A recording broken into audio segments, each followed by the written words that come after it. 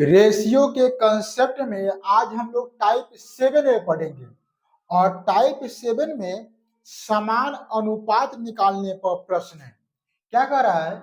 संख्या 4 और 8 का प्रथम समान अनुपाती क्या होगा? समान अनुपाती क्या होता है? सबसे पहले हम लोग यह समझ लेते हैं। देखिए, अगर कोई संख्या a है, अनुपात b है, ठीक है, तीन संख्या है, यहाँ प्रथम कह रहा है तो इसका मतलब बी हो जाएगा और सी हो जाएगा। समान अनुपात का चिन्ह ऐसा होता है, फिर बी हो जाएगा और फिर सी हो जाएगा। यानी कि ए अनुपात बी समान अनुपात बी अनुपात सी। अगर तीन संख्याओं का समान अनुपात पूछेगा तो हम ऐसे हम लोग लिखेंगे। चलिए अब हम लोग क्या करते हैं, इसको बाटा, समान अनुपात मतलब क्या होता है? बराबर। तो अब हम लोग बाटा में तोड़ लेते हैं। देखिए ए अब बाटा हो जाएगा बी, समान अनुपात मतलब बराबर बी, अब बाटा हो जाएगा सी। अब हम लोग तिरछा गुना करेंगे। क्या करेंगे? तिरछा गुना। तो बी में बी से गुना करेंगे तो बी स्क्वायर बराबर ए में सी से गुना करेंगे तो ए सी।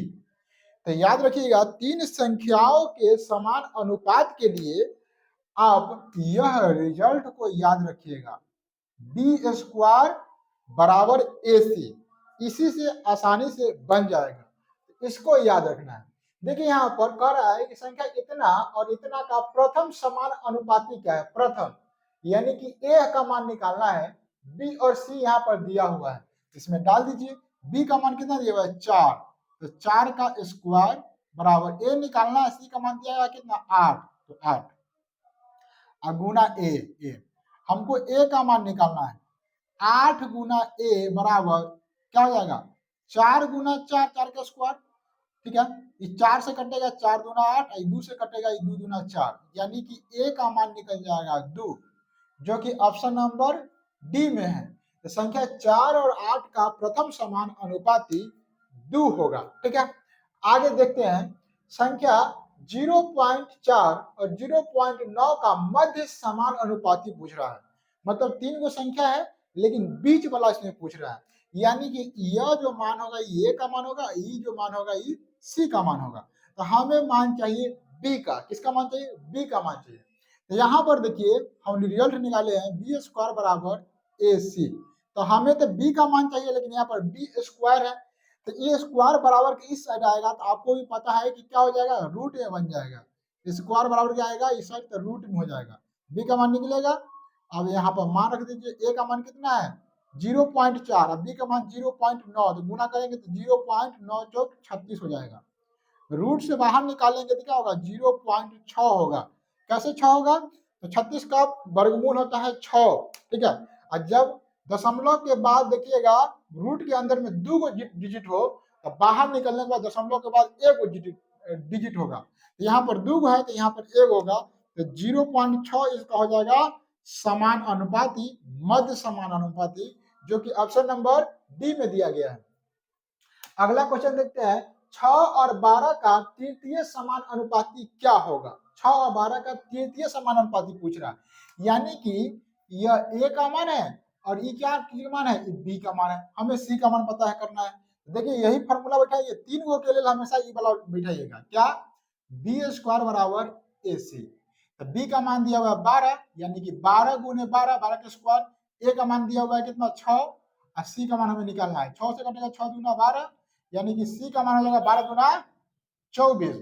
ऑप्शन नंबर सी में दिया गया सी का मान 12 दूना 24। अगला क्वेश्चन देखते हैं। यहाँ का क्वेश्चन कह रहा है कि 3, 5, 6 का चतुर्थ समान अनुपाती क्या है? गौर से देखिए, ध्यान से। यहाँ पर 4 के बात हो रहा है। तो 4 के लिए क्या कंसेप्ट है? देखिए ए अनुपात बी समान अनुपाती सी अनुपात डी, इस 4 के लिए कंसेप्ट है, ठीक है। सी अनुपात डी। अब इसको कैसे तोड़ेंगे? तो देखिए ए अनुपात बी का मतलब ए बटा बी, समानुपाती का मतलब बराबर, सी अनुपात डी का मतलब सी बटा डी। फिर तीसरा गुना कर दीजिए तो क्या हो जाएगा? ए डी बराबर बी सी।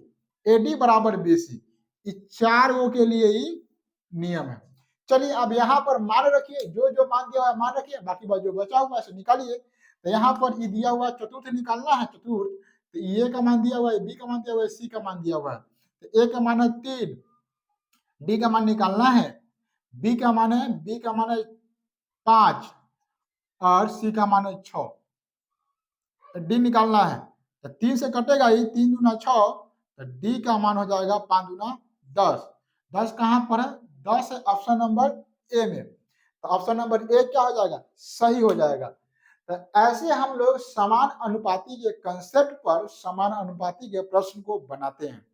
आशा करते हैं कि आज ये कंसेप्ट आपको अच्छे से समझ में आया होगा।